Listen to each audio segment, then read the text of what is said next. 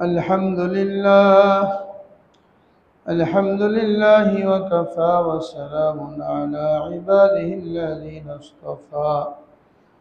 أما بعد، قال الله تبارك وتعالى في كلامه المجيد والفرقان الحميد: ومن أحسن قولا ممن دعا إلى الله وعمل صالحا وقال إنني من المسلمين. وقال رسول الله صلى الله عليه وسلم: كل أمتي يدخلون الجنة إلا من أبى. قيل: ومن يأبى يا رسول الله؟ قال: من أطاعني دخل الجنة ومن عصاني فقد أبى، أو كما قال عليه الصلاة والسلام.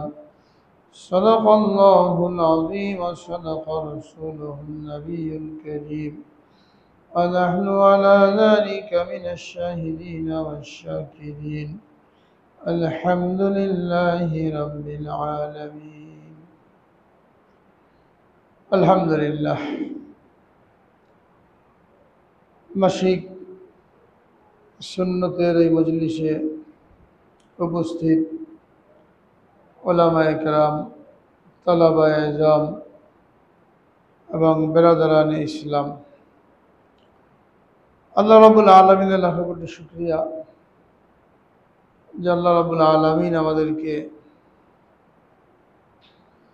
আশরাফুল মখলুকাত হিসাবে দুনিয়াতে পাঠানোর পরে আমরা দুনিয়া এবং আখিরাতে কিভাবে কামিয়াবি অর্জন করতে পারি, পরিপূর্ণ সফলতা লাভ করতে পারি, সেজন্য আমাদেরকে লক্ষাধিক আম্বিয়া কেরামের মাধ্যমে দিক নির্দেশনা প্রদান করেছেন। শতাধিক আসমানি কিতাব, সহিফা নাজিলের মাধ্যমে আমাদেরকে সঠিক পথ নির্দেশ করেছেন এবং এই কিতাবের ব্যাখ্যা প্রদান করার জন্য আম্বিয়া কেরামকে প্রেরণ করেছেন। হযরত আদম আলাইহিস সালাম থেকে নিয়ে আমাদের নবী করিম সাল্লাল্লাহু আলাইহি ওয়াসাল্লাম পর্যন্ত আল্লাহ রাব্বুল আলামিন লক্ষাধিক নবীকে প্রেরণ করেছেন। উদ্দেশ্য ছিল রূহ জগতে আল্লাহ রাব্বুল আলামিন হযরত আদম আলাইহিস সালাম থেকে নিয়ে কিয়ামত পর্যন্ত যত মানুষ দুনিয়াতে আসবে এদের সকলকে পিপীলিকার আকৃতিতে আল্লাহ রাব্বুল আলামিন একত্রিত করেছিলেন। যত মানুষ দুনিয়াতে আসবে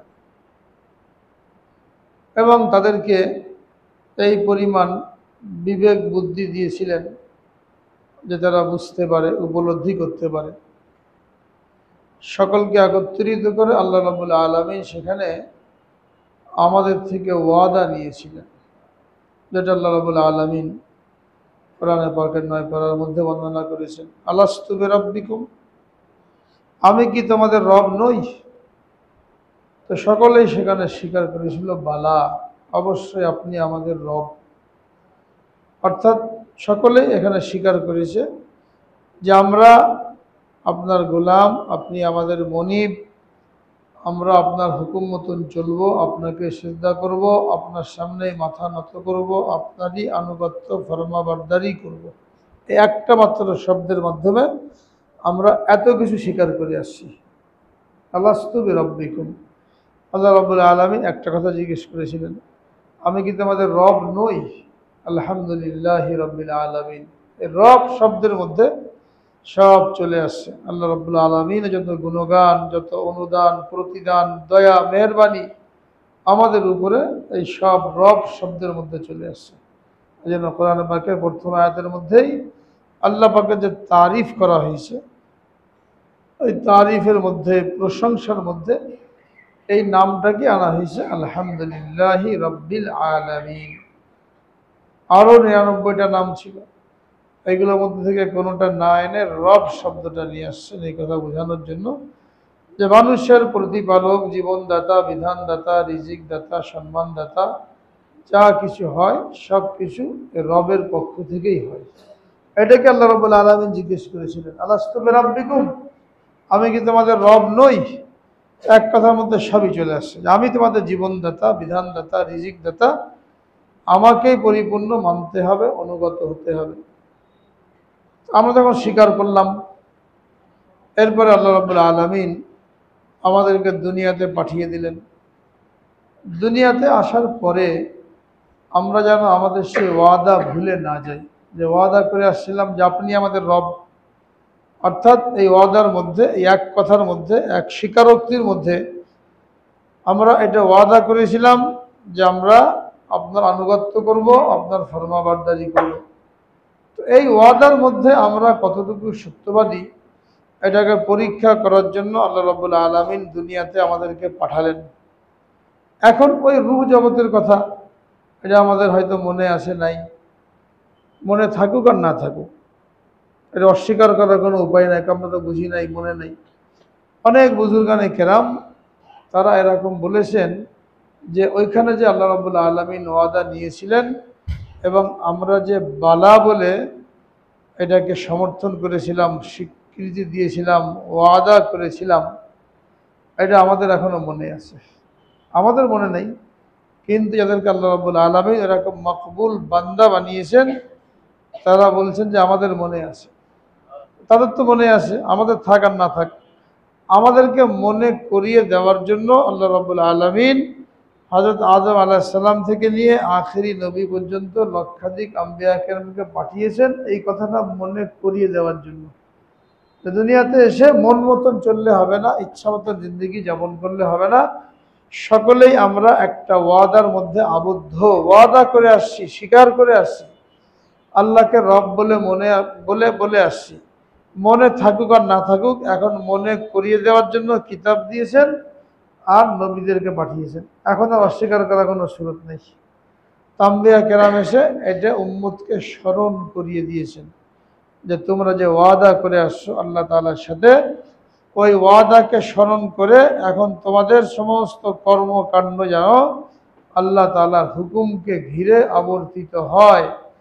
আল্লাহ তাআলা যে বিধান ইত্যাদি দিয়েছেন এইগুলো মতনই যেন তোমাদের জীবন যাপন হয়, এটাকে স্মরণ করানোর জন্য মূলত আম্বিয়া কেরামকে পাঠিয়েছেন। আল্লাহ পাকের মেহেরবানি যে লক্ষাধিক এই পয়গম্বরের মধ্যে আল্লাহ রাব্বুল আলামিন আমাদেরকে আখেরি নবীর উম্মত করে পাঠিয়েছেন। আমাদের নবী যেমন সমস্ত নবীদের সর্দার, খাতামুন নাবিয়্যিন, কিয়ামতের ময়দানে তার হাতেই সমস্ত নবীদের ঝান্ডা থাকবে। আনা সাইয়্যিদু ওয়ালদি আদম ইয়াউমুল কিয়ামাহ, রাসূল আকরাম সাল্লাল্লাহু আলাইহি ওয়াসাল্লাম ইরশাদ করেছেন, কিয়ামতের দিন আমি সমস্ত আদম সন্তানদের সর্দার হব, সমস্ত নবীদেরও সর্দার হব।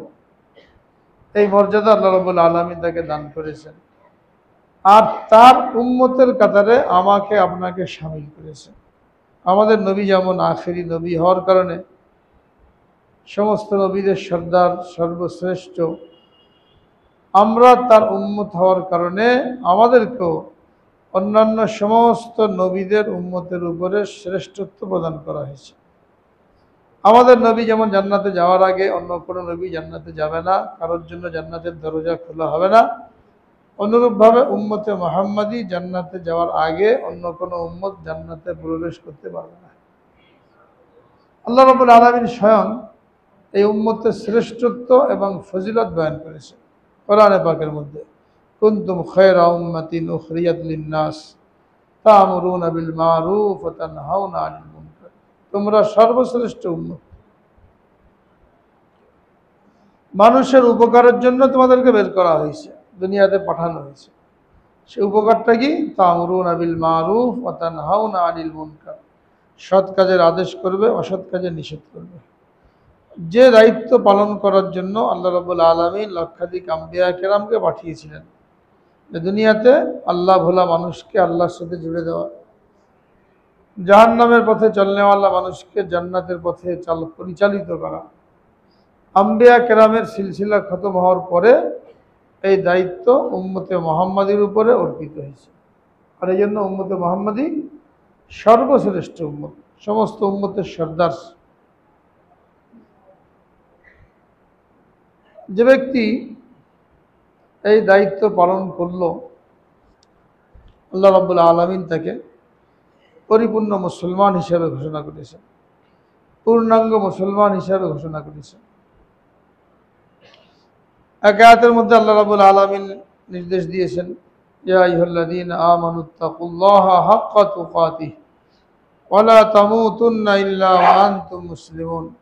ঈমানদারদেরকে সম্বোধন করে আল্লাহ রাব্বুল আলামিন বলেন, আল্লাহকে যেমন ভয় করার দরকার এরকম ভয় করো, পরিপূর্ণ মুসলমান না হয়ে মৃত্যুবরণ করো না, পরিপূর্ণ মুসলমান না হয়ে মৃত্যুবরণ করো না, পাক্কা মুসলমান হওয়ার জন্য নির্দেশ দিয়েছেন। অন্য আয়াতের মধ্যে পরিপূর্ণ মুসলমানকে, পাক্কা মুসলমানকে সেই জিনিসও বলে দিয়েছেন, আমান আহসানু কাওলাম মিম্মান দাআ ইলাল্লাহ ওয়া আমিলা সালিহা ওয়া ক্বালা ইন্নানী মিনাল মুসলিমিন। যার মধ্যে তিনটা জিনিস পাওয়া যায়, সে হলো পরিপূর্ণ মুসলমান, পাক্কা মুসলমান। ওই ব্যক্তির চাইতে ভালো কথা কার হতে পারে? ওই ব্যক্তির চাইতে উত্তম কথা কার হতে পারে? ওই ব্যক্তির চাইতে উত্তম মুসলমান আর কে হতে পারে? অর্থাৎ ওই ব্যক্তির চাইতে উত্তম মুসলমান আর কেউ হতে পারে না, তার কথার চাইতে ভালো কথা আর কারো হতে পারে না, যে ব্যক্তির মধ্যে এই তিনটা জিনিস পাওয়া যায়। এক নম্বর কি? দাআ ইলাল্লাহ। দুই নম্বর আমিলা সালিহা। তিন নম্বর ক্বালা ইন্নানী মিনাল মুসলিমিন। মানুষকে আল্লাহর দিকে ডাকে, যে দায়িত্ব আম্বিয়া কেরামের ছিল, এই দায়িত্ব পালন করে। আম্বিয়া কেরাম সবচেয়ে মর্যাদাশীল, সমস্ত বনি আদমের মধ্যে সবচেয়ে দামি হলো আম্বিয়া কেরাম। কেন দামি? তারা আল্লাহর পয়গাম আল্লাহর বান্দা পর্যন্ত পৌঁছানোর জন্য মনোনীত হয়েছিলেন। আল্লাহ তাআলার পয়গামকে বান্দাদের নিকট পৌঁছে দিয়েছিলেন। আল্লাহ ভোলা মানুষকে আল্লাহর সাথে জুড়ে দিয়েছিলেন। মখলুকের দাম আল্লাহ পাকের নিকট অনেক। আল খালকু ইয়ালুল্লাহ, হাদিসের মধ্যে বলা আছে মখলুক আল্লাহর পরিবারভুক্ত। যে মখলুকের খেদমত করলো, মখলুকের সেবা করলো, মখলুকের কল্যাণকামী হলো, সে আল্লাহর এই পরিবারের সদস্যদের কল্যাণকামী হওয়ার কারণে, তাদের খেদমত করার কারণে, তাদের জন্য ফিকির করার কারণে আল্লাহ পাকের নিকট সবচেয়ে দামি হয়ে গেল। তো মখলুক অত দামি। একটা মানুষও জাহান্নামে যাক, এটা আল্লাহ তাআলাও চান না। চান না বলেই লক্ষাধিক আম্বিয়া কেরামকে পাঠিয়েছিলেন। আম্বিয়া কেরামের সিলসিলা খতম হওয়ার পরে ওই দায়িত্ব যারা পালন করবে, আমাদের নবীজির মাধ্যমে নবুয়তের ধারাবাহিকতা শেষ, আর কোনো নবী আসবেন না। কিন্তু নবীওয়ালা কাজ, যে জিম্মাদারি দিয়ে নবীদেরকে পাঠানো হয়েছিল, এই কাজ বাকি থাকবে। এই কাজ কে করবে? এই উম্মত করবে। তো এই কাজ করার কারণে আম্বিয়া কেরাম যেমন দামি হয়ে গেছেন, এই উম্মত ওই জিম্মাদারি পালন করার কারণে তারাও দামি অন্য সমস্ত উম্মতের উপর। এটা মূল কারণ। এই জিম্মাদারি শুধুমাত্র উম্মতে মুহাম্মাদীকে দেওয়া হয়েছে, অন্য কোনো উম্মতকে দেওয়া হয় নাই। কারণ আগে তো একের পর এক নবী আসতেই থাকতো, একসাথে কয়েকজন নবী থাকতো, একজন ইন্তেকাল হতো আর একজন চলে আসতো, তো উম্মতের কোনো সুযোগই ছিল না। কিন্তু আমাদের নবীজির ইন্তেকালের পরে এই দায়িত্ব এবং সুযোগ এই উম্মতের উপরে চলে আসছে। যে দায়িত্ব পালন করলো, সে পরিপূর্ণ মুসলমান হওয়ার এক ধাপ আগে বাড়লো। দাআ ইলাল্লাহ, মানুষকে আল্লাহর দিকে ডাকা। এটা হলো রাসূল আকরাম সাল্লাল্লাহু আলাইহি সাল্লামের সবচেয়ে বড় সুন্নত। কিছু কিছু সুন্নত পালন করার জন্য আমরা চেষ্টা করি, পালন করি, নিজেকে মনে করি আমি সুন্নতের উপর আমল করনেওয়ালা, ব্যক্তিগত পর্যায়ে। কিন্তু রাসূল আকরাম সাল্লাল্লাহু আলাইহি সাল্লামের আসল সুন্নত কি? আসল সুন্নত হলো উম্মতের জন্য দরদ পয়দা করা, অন্তরে উম্মতের জন্য ব্যথা পয়দা করা, একটা উম্মত জাহান্নামে না যায় এর জন্য ফিকির করা, জান মাল সময় ব্যয় করা, এটা হলো আসল সুন্নত। যারা এই সুন্নতকে জিন্দা করবে তারা হলো সত্যিকারের আশিকে রসুল, তারা হলো সত্যিকারের রসুলের অনুসরণ করেনেওয়ালা। এই জিম্মাদারি পালন করা ছাড়া কেউ আশিকে রসুল হতে পারে না, কেউ সুন্নতের উপরে চলনেওয়ালা হতে পারে না। কোরআনে পাকের মধ্যে আল্লাহ রাব্বুল আলামিন রাসূল আকরাম সাল্লাল্লাহু আলাইহি সাল্লামকে সম্বোধন করে বলেছেন, কুল ইন কুনতুম তুহিব্বুনাল্লাহ ফাত্তাবিউনি ইউহিব্বুকুমুল্লাহ। যদি তোমরা আল্লাহকে মহব্বত করার দাবি করো তো আমার রসুলের অনুসরণ করো। রসুলের অনুসরণের মূল হলো যে কাজের জন্য রাসূল আকরাম সাল্লাল্লাহু আলাইহি সাল্লামকে পাঠানো হয়েছিল, যে কাজের জন্য তিনি দীর্ঘ 23টা বছর অক্লান্ত পরিশ্রম করলেন, মেহনত করলেন, বাড়িঘর পরিত্যাগ করলেন, 27টা যুদ্ধের মধ্যে অংশ নিলেন, ক্ষুধার যন্ত্রণায় পেটে পাথর বাঁধলেন, বাড়িঘর পরিত্যাগ করলেন, সব আরামকে বিসর্জন দিয়ে দিলেন শুধুমাত্র উম্মতের দরদে, উম্মতের ব্যথায়, যে একটা উম্মত জাহান্নামে না যায়। ওই ব্যথা যার অন্তরে যত পরিমাণ পয়দা হবে সে তত রসুলের নিকটবর্তী, সে তত বেশি আশিকে রসুল।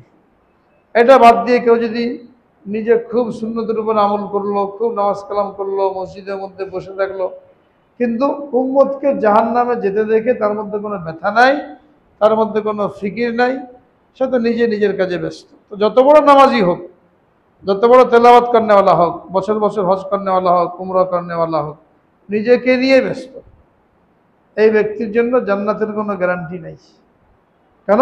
যাদের হক তার উপরে, তাদের হক যদি আদায় না করা হয় তো কিয়ামতের দিন ওই হকদাররা তাকে পাকড়াও করবে। কার হক? ইয়া আইয়ুহাল্লাযীনা আমানু কু আনফুসাকুম ওয়া আহলিকুম নারা, নিজেকে জাহান্নামের আগুন থেকে বাঁচাও এবং তোমার পরিবার পরিজনকে জাহান্নামের আগুন থেকে বাঁচাও। সর্বপ্রথম হক হলো পরিবার পরিজন, এদেরকে জাহান্নামের আগুন থেকে বাঁচানো। হযরত ওমর রাদিয়াল্লাহু তাআলা আনহু, ওনাকে জিজ্ঞেস করা হয়েছিল যে নিজেকে জাহান্নামের আগুন থেকে বাঁচাবো, এটা তো বুঝে আসে আল্লাহর হুকুম মানবো, আল্লাহ আদেশগুলো পালন করব, নিষেধাজ্ঞাগুলো থেকে বেঁচে থাকবো, পরিবার পরিজনকে জাহান্নামের আগুন থেকে বাঁচানোর কি পদ্ধতি? বললেন, যেভাবে তুমি নিজে জাহান্নামের আগুন থেকে বাঁচবে ওইভাবেই তোমার পরিবার পরিজনকে জাহান্নামের আগুন থেকে বাঁচানোর জন্য ফিকির করবে।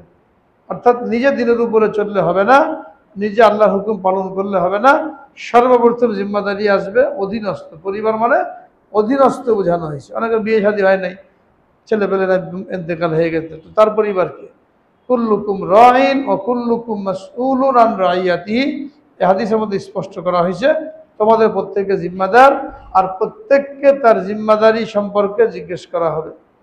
ঘরের যিনি প্রধান তিনি ঘরের লোকদের সম্পর্কে জিম্মাদার, ছেলে মেয়ে বিবি বাচ্চা অধীনস্থ, যারা তার কথা মতন চলে, যারা তার আয় রোজগারে চলে, তার খানা পেনায় অংশ নেই, এদের জিম্মাদার উনি। এরা যদি দিনদার না হয়, সুন্নতের উপরে চলনেওয়ালা না হয়, পর্দা পশিদাওয়ালা না হয়, আল্লাহর হুকুম মতন চলনেওয়ালা না হয়, তো এই ব্যক্তি একা আমল করে জান্নাতে যেতে পারবে না।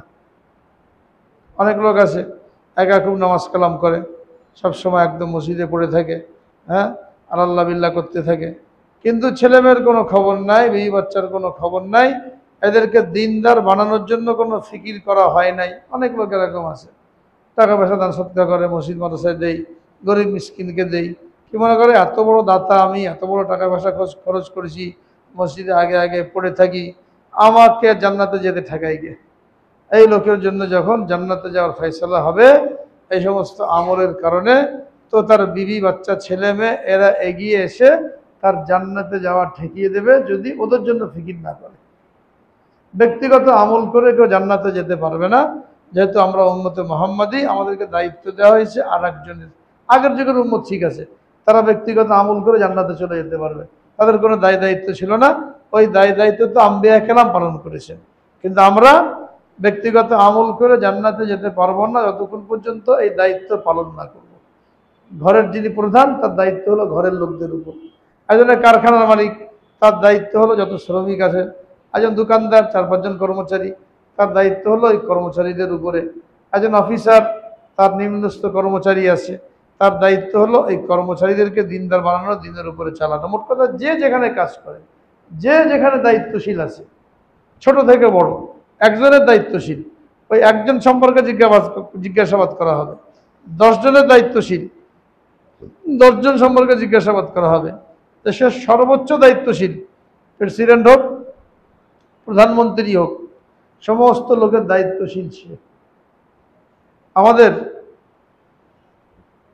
বুজুর্গানে কেরাম, ওলামায়ে কেরাম, আমাদের পূর্বপুরুষ, তারা দায়িত্ব নিতে চান নাই, ইমামতি করতে চান নাই, কাজী হতে চান নাই, শাসক হতে চান নাই।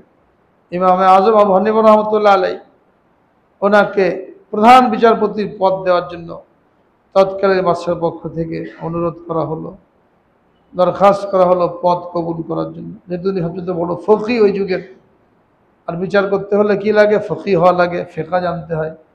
তো ওনাকে প্রধান বিচারপতির পদ দিতে চাইলেন, উনি অস্বীকার করলেন, রাজি হন নাই, যে আমি তো আমারই আমলের হিসাব দিতে পারবো না কিয়ামতের দিন, আর যদি আমি প্রধান বিচারপতি হয়ে যাই কত লোকের বিচার করব, না জানি এখানে কোথায় ভুল হয় কোথায় ঠিক হয়। যদি ভুল হয় ওই জিম্মাদারি তো আমার উপরে, আমি তো আমার নিজের আমল নিয়ে তটস্থ ভয়ে যে আমার আমলের হিসাব কিভাবে দেবো।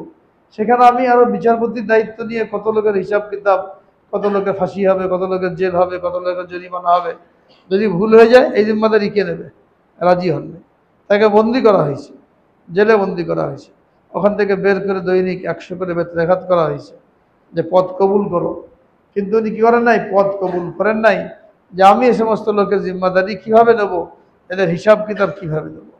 তো যাদের অন্তরে আল্লাহর ভয় আছে, আল্লাহর সামনে দাঁড়াতে হবে আর প্রত্যেকটা কর্মকাণ্ডের হিসাব দিতে হবে, তারা কখনোই পদ গ্রহণ করতে চান নাই এবং এই দায়িত্ব নিতে চান না, এই ভয়াবহতার কারণে যে আমি কিভাবে হিসাব কিতাব দেব। যদি এই জিনিসটা আমাদের অন্তরের মধ্যে বসে যায় যে আমি তো আমার নিজের আমলেরই হিসাব কিতাব দিতে পারবো না, তো আমি পদ কিভাবে চাই, এমপি কেমনে হতে চাই, মন্ত্রী কেমনে হতে চাই, চেয়ারম্যান মেম্বার কেমনে হতে চাই, এই সমস্ত লোকের দায়িত্ব কে নেবে?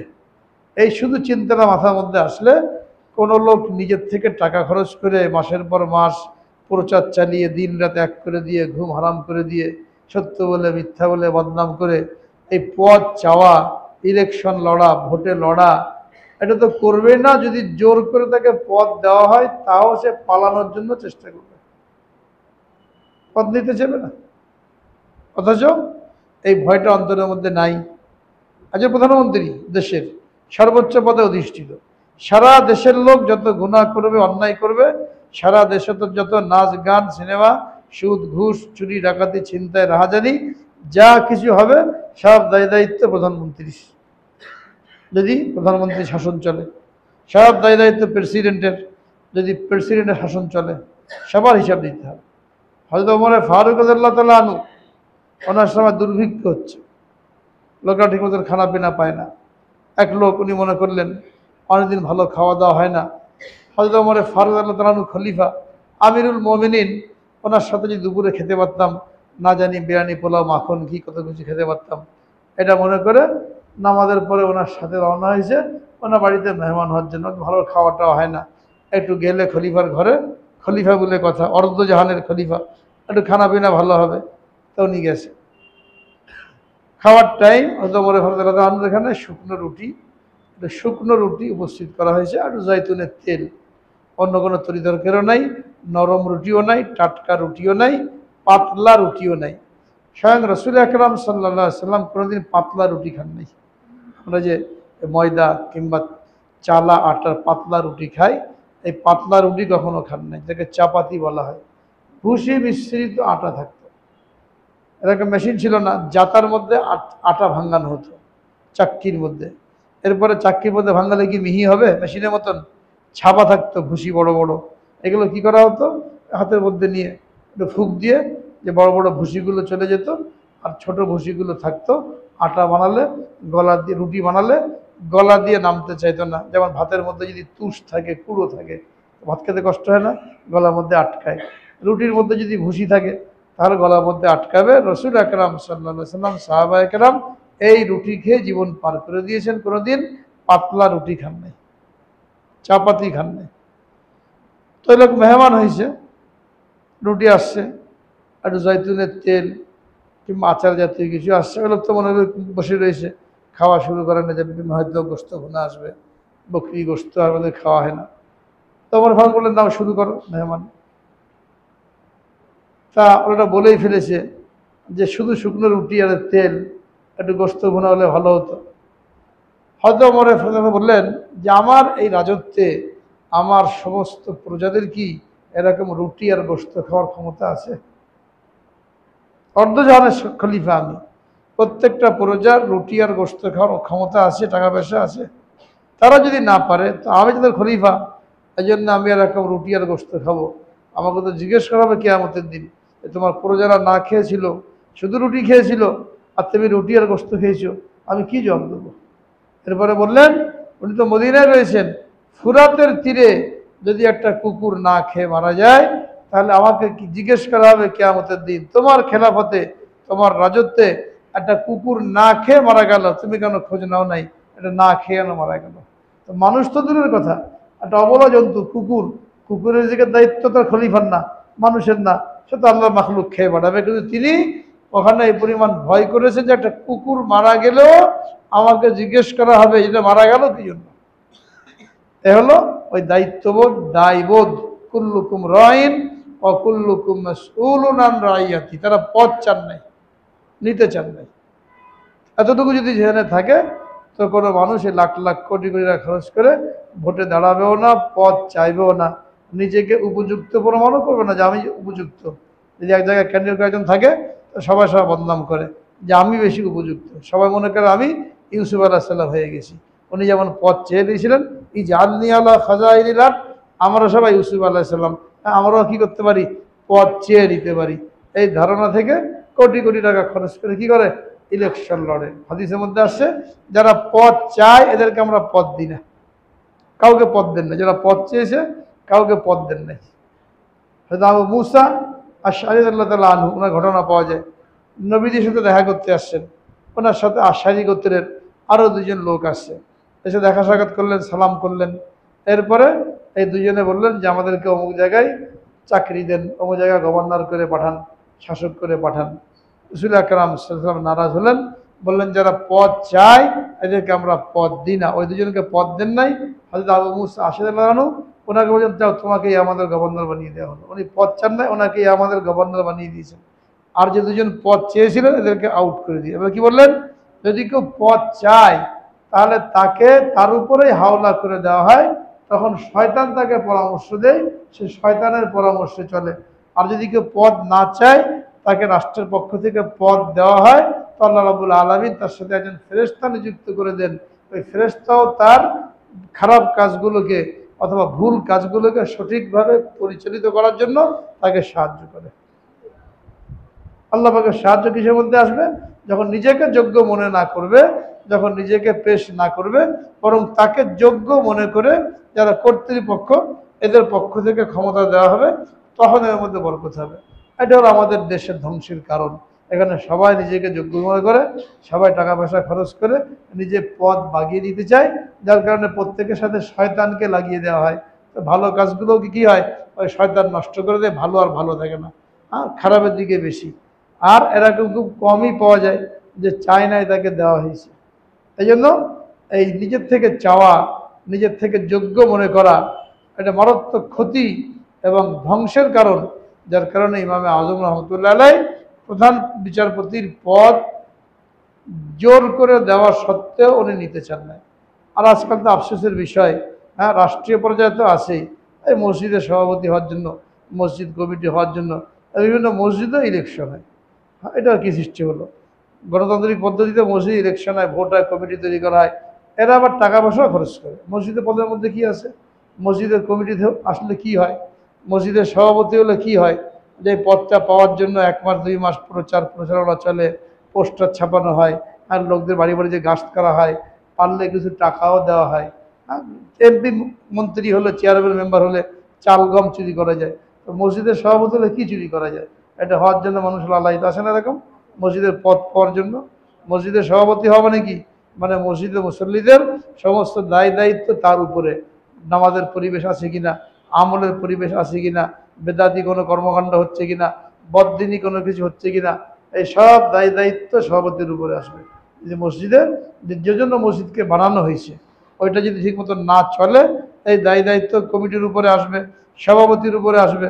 অথচ কমিটি কী করে, নির্বাচিত হয়ে বাস মসজিদে তালা লাগিয়ে দিল, মসজিদে তালিম করা যাবে না, তবলিগ করা যাবে না, বয়ান করা যাবে না, বারান্দায় বসে বয়ান করতে হবে। 24 ঘন্টা মসজিদ খোলা রাখার নিয়ম, এটাকে ব্যবস্থা করতে হবে যেন 24 ঘন্টা মসজিদ খোলা থাকে। মসজিদ তো বন্ধ করার জন্য না, তালা লাগানোর জন্য না। এখন এলান দিয়ে দিয়েছে মসজিদে কোনো বয়ান হবে না, কোনো তালিম হবে না, বারান্দার এক কোনায় বসে অন্ধকারের মধ্যে তালিম করতে হবে। হ্যাঁ, সভাপতি সাহেব, মোতাল্লি সাহেব এইগুলো করে মসজিদ বন্ধ করে দিল। তো এটাকে বড় জালেম বলা হয়। অমান আজলাম মিম্মান মানআ মাসাজিদাল্লাহ, তার চেয়ে বড় জালেম কে হতে পারে যে মসজিদে আল্লাহ জিকির করা থেকে মানুষকে বাধা দেয়, সুন্নতি কর্মকাণ্ড প্রচার করা থেকে মানুষকে বাধা দেয়। তো দুনিয়াবি ক্ষেত্রে এটা তো একেবারে নিন্দনীয়, কিন্তু এই সমস্ত ক্ষেত্রে মানুষ নিজেকে যোগ্য মনে করে এই সভাপতি হওয়ার জন্য, কমিটির সদস্য হওয়ার জন্য এখানে লবিং করে, গ্রুপিং করে। এটা অত্যন্ত ধমকি এবং সতর্কতার বিষয়। হাদিসের মধ্যে বলা হয়েছে, যার দিকে আঙ্গুল তোলা হলো সে ধ্বংস হয়ে গেল। যে ব্যক্তির দিকে আঙ্গুল তোলা হলো সে ধ্বংস হয়ে গেল। অনেকই চেয়ারম্যান, ওই যে চেয়ারম্যান সাহেব যাচ্ছে, লোকেরা দেখা ওই যে চেয়ারম্যান সাহেব, আঙ্গুল তোলা হয়েছে। তো এটা দেখে চেয়ারম্যান সাহেব মনে কি আসবে, অহংকার আসবে, সবাই আমার কথা সমীহ করে, চেয়ারম্যান মনে করে। এই যে আঙ্গুল তোলা হলো, তার মধ্যে অহংকারের বীজ বুনে দেওয়া হলো। আর অহংকারের বীজ যে আসলো, অহংকার সরিষার দানা বরাবর। লা ইয়াদখুলুল জান্নাতা মান কানা ফি কলবিহি মিসকালু হাববাতিন মিন খারদালিন মিনাল কিবির, যার অন্তরে সরিষার দানা বরাবর অহংকার থাকবে সে জান্নাতে প্রবেশ করবে না। এ হলো হালাকাত। হ্যাঁ, যার দিকে আঙ্গুল তোলা হলো তার ধ্বংস অনিবার্য। তো প্রত্যেককে জিম্মাদার বানানো হয়েছে। এই জিম্মাদারি আদায় না করলে তাকে জবাবদিহি করতে হবে। পিতা তার সন্তানের জন্য জিম্মাদার, স্বামী তার স্ত্রীর জন্য জিম্মাদার, এরপরে সংসারে যিনি বড় তার অধীনস্থ যারা আছে এদের জন্য জিম্মাদার। তো দাআ ইলাল্লাহ যেটা বলতে যাচ্ছিলাম, দাআ ইলাল্লাহ 1 নম্বর গুণ পরিপূর্ণ মুসলমান হওয়ার জন্য মানুষকে আল্লাহর দিকে ডাকা। এটার প্রথম প্রয়োগ কোত্থেকে হবে? নিজের ঘর থেকে হবে, পরিবারের সদস্যদের থেকে হবে। সুতরাং নিজে নামাজ কালামের মধ্যে খুব ব্যস্ত, খুব দিনদারিতে থাকলাম, কিন্তু ঘরের জন্য কোনো ফিকির নাই, ঘরের মধ্যে কোনো পরিবর্তন নাই। কত লোক এরকম আছে, বিবি পর্দার মধ্যে নাই, স্কুল কলেজে চাকরি করে, মার্কেট করতে চলে যায়, ছেলে মেয়ে উল্টাপাল্টা করে, স্কুল কলেজ বিশ্ববিদ্যালয়ে পড়ে। হ্যাঁ, বাপ কত ধার্মিক, বাপ কত দিনের উপরে চলে, কিন্তু ছেলে মেয়ের মধ্যে এইগুলো নাই। বাপেরও কোনো ফিকির নাই, স্বামীরও কোনো ফিকির নাই। এখন এই স্বামী, এই বাপ যদি নিজের এই ইবাদত বন্দেগী দিয়ে জান্নাতে যাওয়ার ফয়সালা হয় তো যেতে পারবে না। ওই ছেলে মেয়ে, ওই স্ত্রী তাদের জান্নাতে যাওয়া আটকে দেবে। এটা কোরআন পাকের মধ্যে আল্লাহ রাব্বুল আলামিন বলেছেন, কোনো বানানোর কথা না।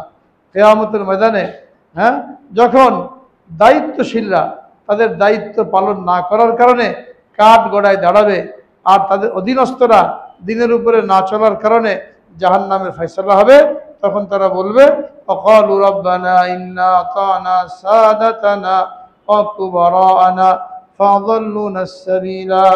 হে আল্লাহ, আমাদের যারা বড় ছিল, ইন্না আতানা সাদাতানা, আমাদের বড়দের আমরা অনুসরণ করেছি।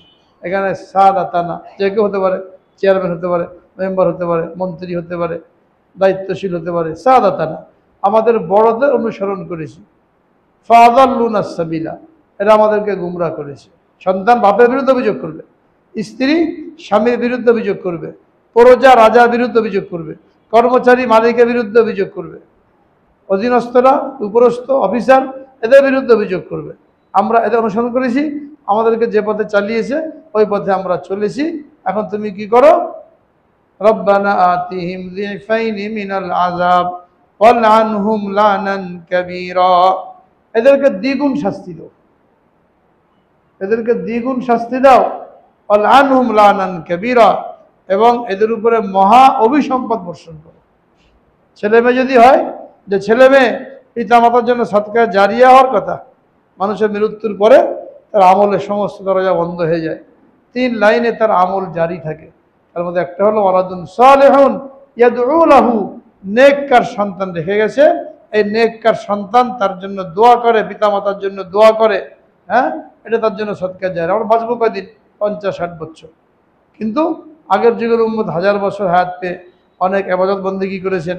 আমাদের বয়স 60-70 বছর, যতটুকু করতে পারবে এতটুকু। এরকম যেন না হয়, আমরা যেন অন্য উম্মত থেকে পিছিয়ে না পড়ি, এজন্য আল্লাহ রাব্বুল আলামিন সুযোগ দিয়েছেন তিনটা।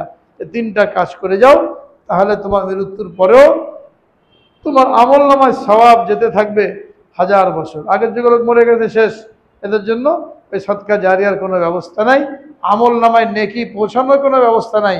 কিন্তু তোমরা উম্মতে মুহাম্মাদি, তোমাদের হায়াত কম, এই কারণে তোমাদেরকে সুযোগ দেওয়া হলো এই 3 লাইনের কোনো এক লাইনে মেহনত করে যাও, তো মৃত্যু হয়ে যাবে, কিয়ামত পর্যন্ত তোমার আমল নামায় সওয়াব পৌঁছতে থাকবে।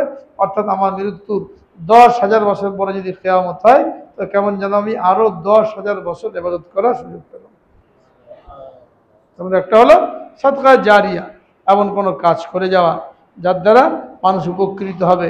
মসজিদ করে দিল, মাদ্রাসা করে দিল, গাছ লাগিয়ে দিল, কূপ লাগিয়ে দিল, পুকুর খনন করে দিল, রাস্তা বানিয়ে দিল, হাসপাতাল বানিয়ে দিল, যার দ্বারা মানুষ উপকৃত হবে, এটাকে সদকায়ে জারিয়া বলা হয়।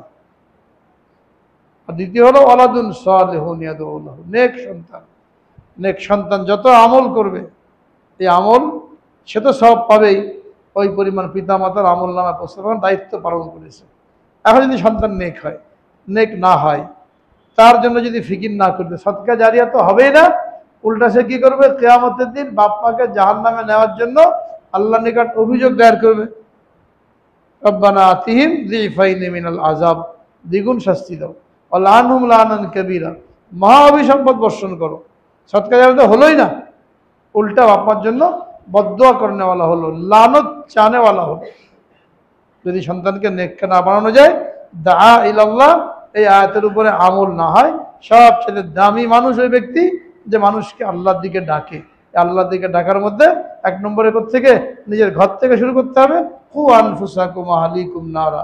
2 নম্বর ওয়ানজির আশিরাতাকাল আকরাবিন, নিকটবর্তী আত্মীয় স্বজন যারা আছে, রক্তের সম্পর্ক, বৈবাহিক সম্পর্ক, পাড়া প্রতিবেশী, এদের জন্য ফিকির করতে হবে।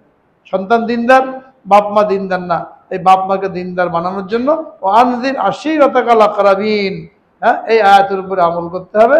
তোমার নিকটাত্মীয় যারা আছে এদেরকে ভীতি প্রদর্শন করো, এদেরকে দিনদার বানাও। অনেক ক্ষেত্রে থাকে সন্তান দিনদার কিন্তু পিতামাতা দিনদার না। এখানে সন্তান যদি পিতামাতাকে দিনদার না বানায়, তাহলে সে আয়াতকে লঙ্ঘন করলো। এরপরে বলে তুনজিরা উম্মাল খুরা আমান হাওলাহা, দেশবাসীর জন্য মেহনত করা। এরপরে সারা দুনিয়াবাসীর জন্য মেহনত করা, স্টেপ বাই স্টেপ, একটা পর একটা আমাদের উপরে সমস্ত দুনিয়ার দায়িত্ব অর্পণ করা হয়েছে আখেরি নবীর উম্মত হওয়ার কারণে। সাধ্য মতন নিজের ঘর থেকে শুরু করে ততদূর পর্যন্ত আমি পৌঁছতে পারি, সরাসরি পৌঁছলাম, ফিকির করলাম, দাওয়াত দিলাম, তাশকিল করলাম, লোকদেরকে তৈরি করলাম। হাদিসের মধ্যে বলা হয়েছে মান জাহাজা গাজিয়ান ফাকাদ গাজা, যে কোনো মুজাহিদের সামানা তৈরি করে দিল, নিজের জিহাদের ময়দানে যেতে পারে নাই, কোনো মুজাহিদের সামানা তৈরি করে দিয়েছে, সেও কেমন যেন সরাসরি জিহাদের ময়দানে অংশ নিয়েছে। হ্যাঁ, আমি দূরে যেতে পারলাম না, বিদেশে যেতে পারলাম না, কিন্তু তাশকিল করলাম, লোকদেরকে তৈরি করলাম, পয়সাওয়ালা আছে, ফুরসতওয়ালা আছে, ইচ্ছা করলে যেতে পারে, তার কাছে আসা যাওয়া করতে করতে গায়ে মাথায় হাত বুলিয়ে যে কোনোভাবেও তাকে তাশকিল করে কী করলাম? বিদেশে পাঠিয়ে দিলাম। আমি যেতে পারলাম না, তো সে ওখানে যে মেহনত করবে, লোকদেরকে মুসলমান বানাবে, আমলওয়ালা বানাবে, আমার মেহনতে যাওয়ার কারণে কেমন যেন আমি নিজে ওইখানে যেয়ে এই লোকগুলোকে মুসলমান বানালাম। এটা আল্লাহ সুযোগ করে দিয়েছেন। কেন? প্রত্যেকের জন্য সব জায়গায় পৌঁছানো সম্ভব না, কিন্তু সবার জন্য ফিকির করা সম্ভব। এই জন্য ফিকিরের দাম বেশি। বসে মাশওয়ারা করা, ফিকির করা, সারা দুনিয়াতে কিভাবে দিন জিন্দা হয়ে যায়, আমার এলাকায় কিভাবে দিন জিন্দা হয়ে যায়, আমার মহল্লার মধ্যে কি করে দিন জিন্দা হয়ে যায়, এই ফিকির করা, এই ফিকিরের দাম অনেক অনেক দাম। অল্প সময় ফিকির করা 60-70 বছর ইবাদত করার চাইতে বেশি উত্তম বলা হয়েছে। তাহলে 1 নম্বর কি হলো? দা ইলাল্লাহ, মানুষকে আল্লাহর দিকে ডাকা। আম্বিয়া কেরামের সিলসিলা খতম হয়ে যাওয়ার কারণে যে দায়িত্ব আমাদের উপর অর্পিত হয়েছে।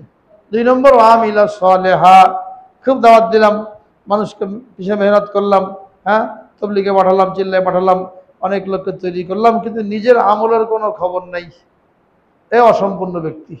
দুটো একসাথে করতে হবে। দা ইলাল্লাহ ওয়া আমিলা সালিহা, মানুষকে আল্লাহর দিকে ডাকা এবং নিজেও নেক আমল করা।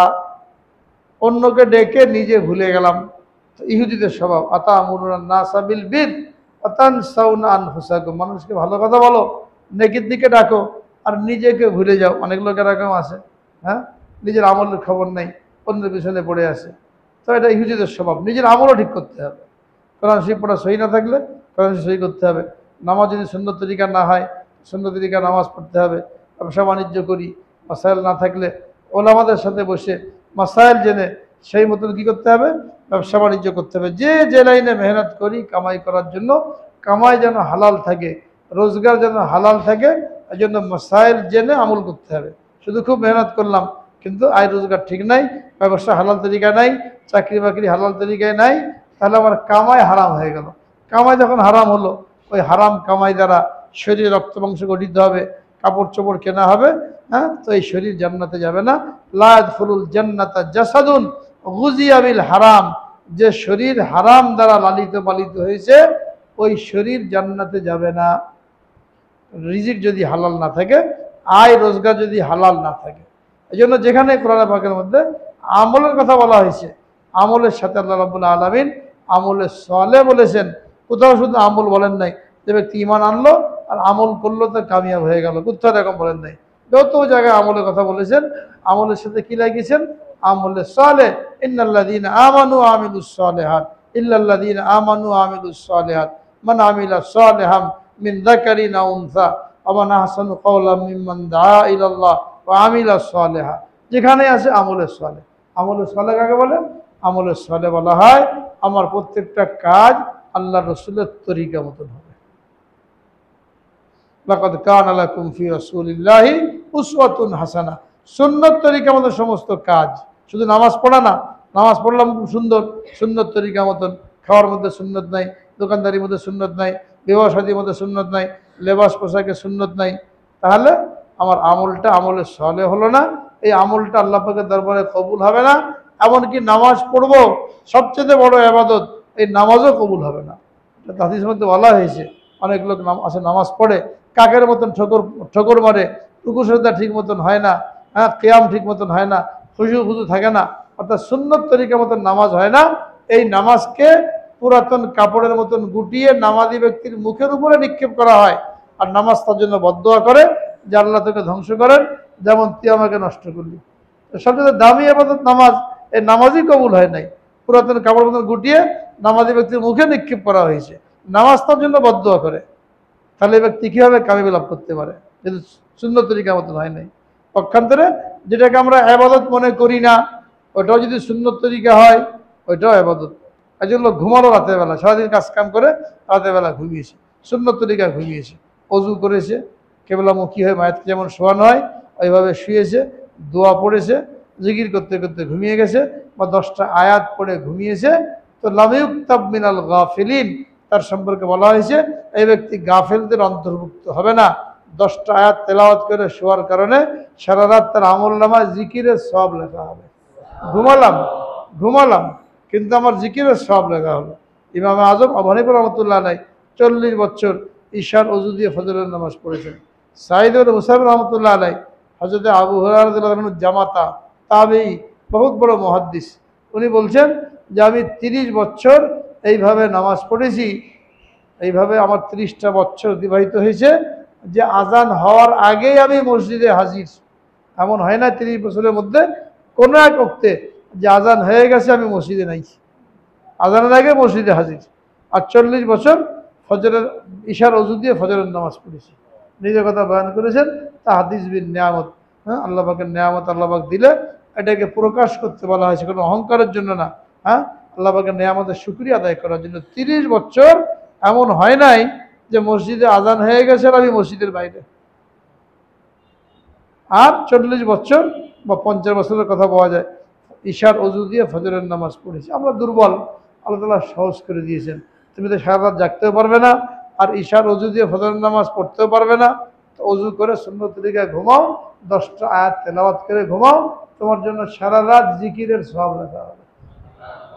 আর যদি কেউ ঈশার নামাজ আর ফজরের নামাজ জামাতের সাথে পড়ে ঘুমায়, তাহলে তার জন্য সারা রাত নফল নামাজের সব লেখা হবে। এটা তো আমরা করতে পারি, কি বলেন? ঈশান নামাজ জামাতের সাথে পড়লাম, ফজরের নামাজ জামাতের সাথে পড়লাম, এত সহজ কাজ। কিন্তু সবাই কি পারে এটা? 90% লোক পারে না। মাগরিবের নামাজে যে পরিমাণ মুসল্লি থাকে মসজিদে, ফজরে থাকে এরকম।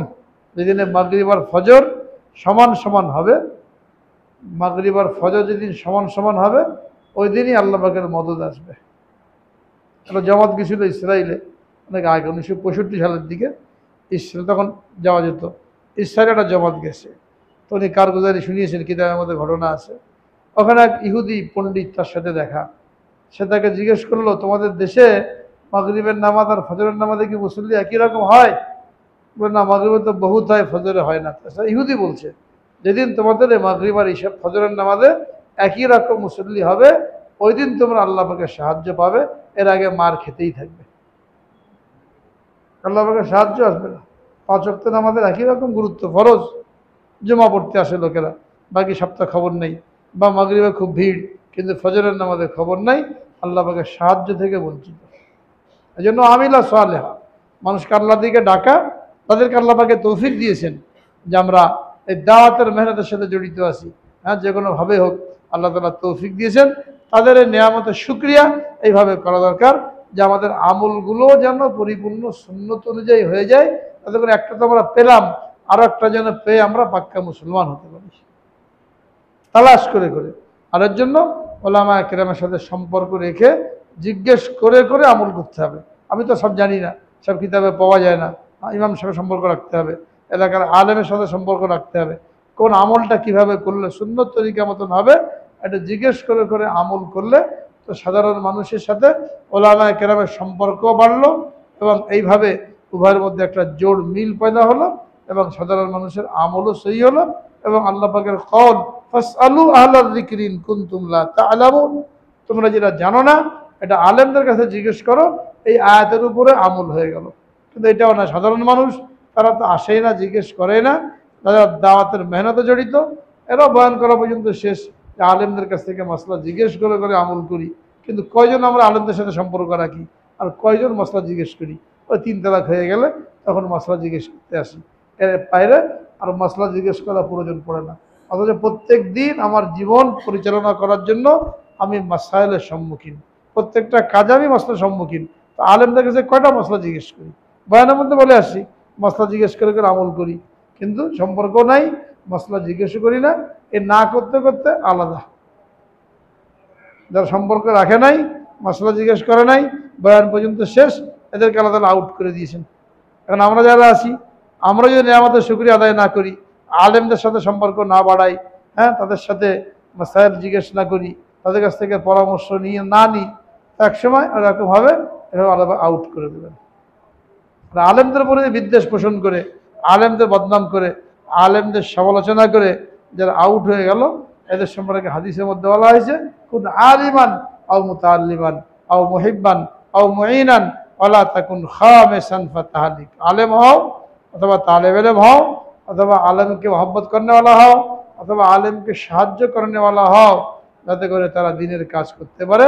ওয়ালা তাকুন খামিসান, 5 নম্বরে যেও না, যদি 5 নম্বরে যাও তোমার ধ্বংস অনিবার্য। 5 নম্বর কি? আনতুবগিদাল ইলমা ওয়া আহলাহু, আলেমদের প্রতি বিদ্বেষ পোষণ করো। আলেমের দরকার নাই, মাদ্রাসার দরকার নেই, হ্যাঁ, আলেম না হলেও চলবে, মাদ্রাসা না হলেও চলবে, তাবলীগ করলে হবে, চিল্লা দিলে হবে, ব্যাস আমরা যথেষ্ট। আছে না কিছু এরকম? এই ভাব যদি আসে, অর্থ হলো আলেমদের প্রতি বিদ্বেষ পোষণ করা। তার সম্পর্কে বলা হচ্ছে অল খামিসা, হ্যাঁ, যদি 4টের মধ্যে না থাকো, 5 নম্বরে চলে যাও, তারও ধ্বংস অনিবার্য। সেটা বলে দিয়েছে 5 নম্বর কি? আলেমদের প্রতি বিদ্বেষ পোষণ করা। এরকম যেন না হয়, এই জন্য আলেমদের সাথে সম্পর্ক রাখা, মাসাইল জিজ্ঞেস করে করে আমল করা। প্রত্যেকটা ক্ষেত্রে মাসাইল জিজ্ঞেস করতে হবে। ওলামায়ে কেরাম মাসলা জিজ্ঞেস করবে কি নারাজ হবেন? তারা তো নায়েবে নবী, সাহাবায়ে কেরাম ছুটে আসতেন নবীজির খেদমতে, এটি সমস্যা, এই সমস্যা, এই মাসলা জিজ্ঞেস করতেন। ওলামায়ে কেরাম যারা নায়েবে নবী, তাদের কাছে লোকেরা আসবে, বিরক্ত যদি তিনি হন, তো তিনি নায়েবে নবী হওয়ার উপযুক্ত না। এটা মনে করলে হবে না যে গেলে আবার কিছু মনে করে, আর মনে করবে কি? তাকে তো আল্লাহ পাক এলেম দিয়েছেন বিতরণ করার জন্য। হাদিসের মধ্যে বলা হয়েছে, যাকে এলেম দেওয়া হলো আর সে এলেম বিতরণ করলো না, চুপ থাকলো, মাসাইল বললো না, কাদ উলজিমা বিল লিজাম মিন নার, কিয়ামতের দিন আগুনের লাগাম তার মুখে পরিয়ে দেওয়া হবে। যখন মাসলা বলার জন্য, এলেম বলার জন্য মুখ খোলো নাই, তো তোমার মুখের আগুনের লাগাম পরানোই উপযুক্ত। এজন্য আমাদের কোনো চিন্তা করার এরকম কারণ নাই যে আলেমদের কাছে গেলে তারা আবার মাসলা বলে কি না বলে বিরক্ত হয় কিনা। বিরক্ত হবে না, বরং তিনি খুশি হবেন, আপনাকে সঠিক পরামর্শই দেবেন। এইভাবে যখন ওলামায়ে কেরাম এবং সাধারণ মানুষ একত্রিত হয়ে আমল করবে, একদিকে যেমন দাওয়াতের মেহনত দা ইলাল্লাহ এর উপরে আমল হলো, আর দ্বিতীয়টা হলো কি আমিলা সালেহা সুন্নত তরিকা মতন আমল হলো। এখন ওয়াকালা ইন্নানি মিনাল মুসলিমিন, আল্লাহ তাআলা যে তৌফিক তাকে দিলেন দাওয়াতের মেহনতে জোড়ার জন্য আর সুন্নত তরিকা মতন আমল করার জন্য, এই কারণে তার মধ্যে কোনো অহংকার নাই, কোনো গর্ব নাই। সে বলে আমার কোনো কৃতিত্ব নাই, আমি তো সাধারণ মুসলমান, আল্লাহ আমাকে তৌফিক দিয়েছেন। এই 3 নম্বরটাও আসতে হবে। 3 নম্বরটা যদি না আসে বা সে দুইটা করতে পারার কারণে ভাব চলে আসলো, অহংকার চলে আসলো, ওই দুটোটা বরবাদ। অনেক লোক আছে না, বিদেশে সফর করে, বিদেশে সময় লাগায়, এসেবারে অহংকারের ডিপো হয়ে যায়। আর আলেমরা কি করেছে, কয় দেশ সফর করেছে? আমি তো 10 দেশ সফর করেছি। আলেমরা কয়টা চিল্লা দিয়েছে? আমার তো 40 চিল্লা হয়ে গেছে। এই ভাব চলে আসছে, এই ভাবের কারণে সব শেষ, সব চিল্লা শেষ, সব বিদেশ সফর শেষ। এই জন্য তিনি বলছেন ওয়াকালা ইন্নানি মিনাল মুসলিমিন, যাকে আল্লাহ তাআলা দিনের কাজ করার সুযোগ দিয়েছেন, সাধারণ মানুষ হোক আলেম হোক, যার দ্বারা দিনের খেদমত নিচ্ছেন, কখনোই নিজের কৃতিত্ব মনে করবে না, বাহাদুরি মনে করবে না। কি মনে করবে? আমি সাধারণ মুসলমান, আমার কোনো যোগ্যতা ছিল না, আমার কোনো ক্ষমতা ছিল না, এটা তো আল্লাহ তাআলা আমাকে সুযোগ দিয়েছেন। আল্লাহ পাকের শুকরিয়া আদায় করবে, নিজের বিনয়ে বিগলিত হয়ে যাবে। এই 3টা গুণ যে অর্জন করতে পারলো, সে হলো পাক্কা মুসলমান। আমান আহসানু কাওলাম মিম্মান দাআ ইলাল্লাহ ওয়া আমিলা সালিহা ওয়া ক্বালা ইন্নানি মিনাল মুসলিমিন। যে মানুষকে আল্লাহর দিকে ডাকলো আখেরি নবীর উম্মত হওয়ার কারণে, যে জিম্মাদারি তার উপরে, এই জিম্মাদারি পালন করলো, আলেম হোক কিংবা সাধারণ মানুষ হোক। 2 নম্বরে সে আখেরি নবীর উম্মত হওয়ার কারণে, আশেকে রসুল হওয়ার জন্য তার সমস্ত আমলগুলি সুন্নত তরিকা মতন হতে হবে, সুন্নত তরিকার বাইরে কোনো আমল হবে না। আর এই 2 কাজ করতে পারার কারণে মনের মধ্যে কোনো অহংকার না আসে, গর্ব না আসে, একেবারে নিজেকে মাটির মানুষের মতনই মনে করবে, মাটিরই তৈরি আমি, 1 ফোঁটা নাপাক পানি দিয়েই তৈরি, আমার কিসের অহংকার, আমার কিসের গর্ব, এটা মনে করলে ইন্নানি মিনাল মুসলিমিন, আমি তো সাধারণ মুসলমানদের একজন, আমার কোনো কৃতিত্ব নাই, আমার কোনো বাহাদুরি নাই। এইভাবে যখন নিজেকে মিটিয়ে দেবে, তখন সে হলো পাক্কা মুসলমান। এটা আল্লাহ তাআলা নির্দেশ দিয়েছেন, ইয়া আইয়ুহাল্লাযীনা আমানুত্তাকুল্লাহা হাক্কা তুকাতিহি ওয়া লা তামুতুন্না ইল্লা ওয়া আনতুম মুসলিমুন। আল্লাহকে যেমন ভয় করা দরকার, ওইরকম ভয় করো, আর পরিপূর্ণ মুসলমান না হয়ে মৃত্যুবরণ করো না। পরিপূর্ণ মুসলমান এই 3 জিম্মাদারি পালন করলে আল্লাহ রাব্বুল আলামিন সকলকে তৌফিক দান করেন, আমাদেরকে পাক্কা সচ্চা মুসলমান হয়ে দুনিয়া থেকে বিদায় হওয়ার তৌফিক দান করেন, এবং উলামা সাধারণ মানুষ যার যে জিম্মাদারি, এই জিম্মাদারি যেন আমরা পরিপূর্ণ পালন করতে পারি, সেই তৌফিক দান করেন। আখিরু দাওয়ানা আলহামদুলিল্লাহি রাব্বিল আলামিন। দুরূদ শরীফ পড়ে সবাই আল্লাহুম্মা সাল্লি